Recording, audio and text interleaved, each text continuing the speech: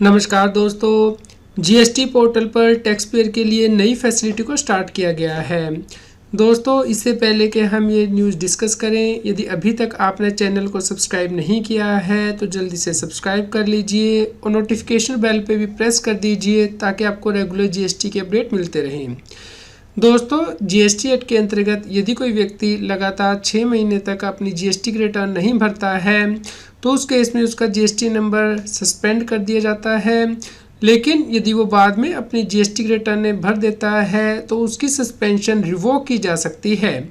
दोस्तों, जब किसी व्यक्ति का जीएसटी नंबर सस्पेंड किया जाता था तो उस केस में उसे नोटिस भी दिया जाता था। यदि व्यक्ति पेंडिंग रिटर्न तो फाइल कर देता था लेकिन नोटिस का जवाब नहीं देता था तो उस केस में उसका जो जीएसटी सस्पेंड किया गया है वो रिवोक नहीं किया जाता था। तो इसलिए अब नई फैसिलिटी को स्टार्ट किया गया है, यानी कि जिन व्यक्तियों के जीएसटी नंबर सस्पेंड किए गए हैं और वो बाद में पेंडिंग रिटर्न फाइल कर देते हैं, भले ही वो नोटिस का जवाब नहीं देते हैं, तो उस केस में अब वो इनिशिएट कर सकते हैं ड्रॉ प्रोसीडिंग। इसके लिए नई फैसिलिटी उपलब्ध कराई गई है जीएसटी पोर्टल पे। दोस्तों, इस फैसिलिटी को डिटेल में समझ लेते हैं। यदि कोई व्यक्ति अपनी पेंडिंग जीएसटी रिटर्न फाइल नहीं करता है तो उस केस में जीएसटी ऑफिसर के पास पावर है कि उसकी रजिस्ट्रेशन सस्पेंड कर देता है। तो इस केस में यदि किसी टैक्स पेयर की जीएसटी रजिस्ट्रेशन सस्पेंड की गई है तो वो इनिशिएट कर सकता है ड्रॉ प्रोसीडिंग बटन और अपनी सस्पेंशन को रिवोक कर सकता है। दोस्तों, इसे समझने के लिए आपको इस फंक्शनलिटी को समझना है कि यदि किसी टैक्स पेयर को शो को नोटिस इशू हुआ है कि उसने अपनी पेंडिंग रिटर्न फाइल नहीं की है, तो इस फंक्शनलिटी के आने से पहले ये प्रोविज़न थी कि व्यक्ति ने यदि शो को नोटिस का रिप्लाई नहीं किया है तो उस केस में उसकी जो रजिस्ट्रेशन थी वो सस्पेंडेड ही रहती थी, भले ही वो बाद में अपनी पेंडिंग रिटर्न फाइल कर देता है। लेकिन अब ऐसे tax payer initiate draw proceeding की फैसिलिटी को यूज़ करके आप अपनी सस्पेंशन को रिवोक कर सकते हैं, ख़त्म कर सकते हैं यदि वो पेंडिंग रिटर्न फाइल कर देते हैं। इसलिए अब ऐसे टैक्स पेयर अपनी पेंडिंग रिटर्न फाइल करेंगे और उसके बाद जो है इनिशिएट ड्रॉ प्रोसीडिंग का जो बटन है वो क्लिक कर सकते हैं और अपनी सस्पेंशन रिवोक कर सकते हैं। तो दोस्तों, यदि आपकी रजिस्ट्रेशन भी सस्पेंड की गई है और आप पेंडिंग रिटर्न फाइल कर देते हैं तो आपको ये बटन कहाँ पे मिलेगा, इसके बारे में हम अभी आपको इन्फॉर्म करेंगे। तो उससे पहले हम डिस्कस कर लेते हैं कि सस्पेंशन कब होती है। दोस्तों, जीएसटी एक्ट के अंतर्गत ये प्रोविज़न दी गई है कि जीएसटी ऑफिसर किसी भी व्यक्ति की रजिस्ट्रेशन जो है कैंसिल कर सकता है, लेकिन कैंसिल करने से पहले वो व्यक्ति की रजिस्ट्रेशन को सस्पेंड करेगा। तो यदि कोई व्यक्ति जीएसटी एक्ट या फिर रूल की प्रोविज़न को कंप्लाई नहीं करता है या फिर व्यक्ति ने कॉम्पोजिशन स्कीम ली हुई है और वो फाइनेंशियल ईयर के ख़त्म होने के बाद 3 महीने तक भी जो ड्यू डेट है रिटर्न की वो रिटर्न फाइल नहीं करता है, या फिर व्यक्ति ने रेगुलर रजिस्ट्रेशन ली है जीएसटी एक्ट के अंतर्गत और वो कॉन्टीन्यूस पीरियड के लिए जीएसटी की रिटर्न फाइल नहीं करता है, पहले पीरियड 6 मंथ था और उसके बाद गवर्नमेंट प्रिस्क्राइब करेगी। इसी प्रकार यदि किसी व्यक्ति ने वॉलंटरी रजिस्ट्रेशन ली है लेकिन उसने बिजनेस कमेंस नहीं किया है विदिन 6 मंथ्स रजिस्ट्रेशन लेने के, तो उसका जीएसटी सस्पेंड किया जा सकता है। या फिर किसी व्यक्ति ने registration by fraud, wilful misstatement या सप्रेशन ऑफ फैक्ट से लिया है तो भी रजिस्ट्रेशन सस्पेंड किया जा सकता है।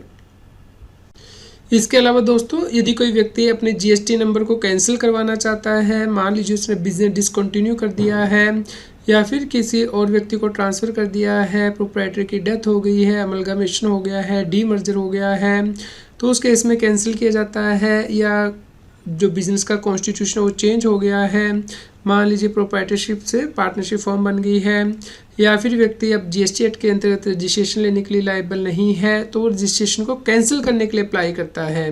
तो कैंसिल करने से पहले उसका जीएसटी रजिस्ट्रेशन सस्पेंड किया जाता है। दोस्तों, यदि कोई रजिस्टर्ड व्यक्ति जीएसटी के रजिस्ट्रेशन को कैंसिल करने के लिए अप्लाई करता है तो उसकी रजिस्ट्रेशन पहले सस्पेंड की जाएगी और सस्पेंड की जाएगी उस दिन से जब वो एप्लीकेशन सबमिट करेगा जीएसटी पोर्टल पे, या फिर जिस दिन से वो कैंसिलेशन जो है डिमांड करेगा। इनमें से जो भी डेट सबसे बाद में होगी। यदि जीएसटी ऑफिसर के पास रीज़न है कि व्यक्ति का नंबर कैंसिल किया जाए तो उससे पहले वो सस्पेंड करेगा उस डेट से जो कि वही डिटरमिन करेगा। इसके अलावा यदि व्यक्ति की जीएसटी की रिटर्न जो है वो कंपेयर की जाती हैं और ये पता लगता है जीएसटी ऑफिसर को कि उसने जो जीएसटीआर 1 फाइल की है, यानी कि आउटवर्ड सप्लाई की डिटेल, और जो इनवर्ड सप्लाई की डिटेल आ रही है जो कि सप्लायर ने फाइल की थी, उसकी वजह से दोनों के बीच में डिफरेंस आ रहा है। तो उस केस में भी जीएसटी की रजिस्ट्रेशन सस्पेंड की जा सकती है जीएसटी ऑफिसर के द्वारा। दोस्तों इस केस में जीएसटी ऑफिसर के द्वारा नोटिस इशू किया जाएगा रजिस्टर्ड व्यक्ति को कि उसका जो डिफरेंस है वो आ रहा है, जिसके उसे एक्सप्लेन करना है 30 डेज़ के अंदर कि उसकी जीएसटी रजिस्ट्रेशन क्यों ना कैंसिल कर दी जाए।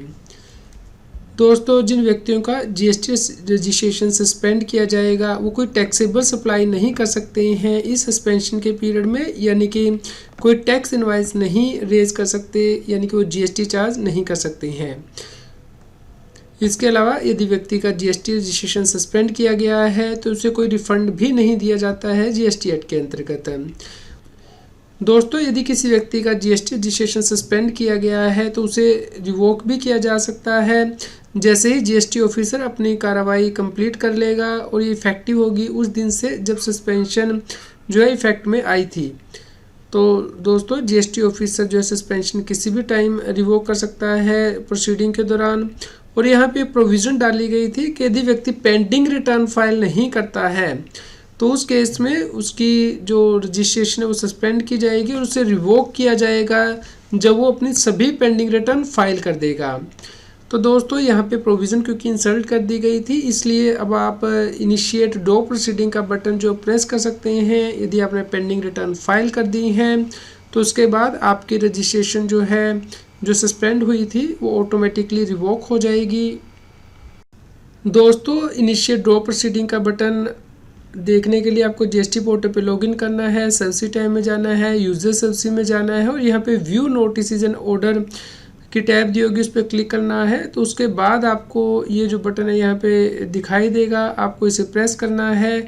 यदि आपने सभी पेंडिंग रिटर्न फाइल कर दिए हैं तो आपका जो जीएसटी रजिस्ट्रेशन सस्पेंड किया गया था वो रिवोक हो जाएगा। दोस्तों यदि आपका जो सस्पेंशन है वो रिवोक हो गया तो उसके बाद आपको क्या करना है। दोस्तों इसके बाद जो जीएसटी एक्ट के सेक्शन 31 सब सेक्शन 3A की प्रोविज़न है वो अप्लाई होंगी और सेक्शन 40 की प्रोविज़न अप्लाई होंगी, यानी कि जो आपने सप्लाई की है सस्पेंशन के दौरान उसके लिए आपको स्पेशल प्रोसीजर अब अडॉप्ट करना है। तो दोस्तों यदि आपकी सस्पेंशन रिवोक हो जाती है तो उस केस में अब आपको रिवाइज्ड इनवाइस इशू करनी होंगी, यानी कि जो इनवाइसेस आपने पहले इशू की थी उस पर जीएसटी नहीं चार्ज किया होगा, तो अब आपको विद इन 1 मंथ जो है वो इनवाइस रेज करनी होगी सस्पेंशन के बाद। इसके अलावा दोस्तों सस्पेंशन के रिवोक हो जाने के बाद जो आप अपनी पहली रिटर्न भरेंगे उसमें आप वो सभी सप्लाईज दिखाएंगे जो कि आपने इस पीरियड के दौरान की है। उम्मीद करते हैं दोस्तों आपके लिए यह न्यूज़ यूज़फुल रही होगी। कृपया लाइक कीजिए, शेयर कीजिए ताकि सभी लोगों तक ये जानकारी पहुंच पाए। यदि आपका कोई क्वेश्चन है तो इस वीडियो में नीचे कमेंट करके ज़रूर बताएं। रेगुलर जीएसटी और टैक्स अपडेट के लिए इस चैनल को सब्सक्राइब करें। आप हमें telegram app CS Satbir Singh टैक्सील पर ज्वाइन कर सकते हैं ताकि आप जीएसटी और इनकम टैक्स के रेगुलर अपडेट अपने मोबाइल पर ही प्राप्त कर सकें।